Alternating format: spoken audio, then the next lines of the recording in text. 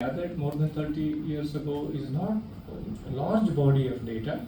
So I thought we should place the evidence against the entire West Coast. So look at the West Coast as a distinctive geographical area.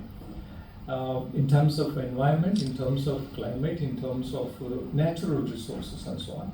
Although it is a continuous landscape, the resource base is not uniform all along. See, and that is where we thought, this region has certain geological formations. Since 1866 to with more than 150-60 years, we have identified the factors which govern the a settlement of a particular area.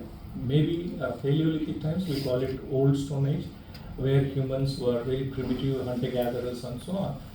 And then later time period where man had become an advanced hunter-gatherer, then he becomes an agriculturist, then he becomes a person who is establishing larger societies. From simple societies to larger societies, development was taking place and so on.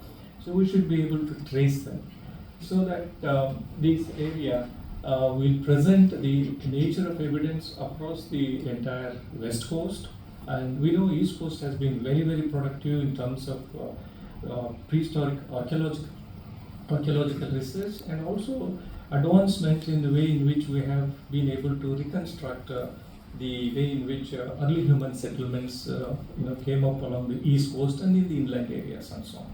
But what is required is, in order to emphasize that even these areas are equally important, and if archaeologists design projects that that will help in initiating intensive surveys and look into those areas which have been identified as most isolated in terms of the local geography, and see if we can also bring to light clear evidence and also establish the development in a chronological framework and so on.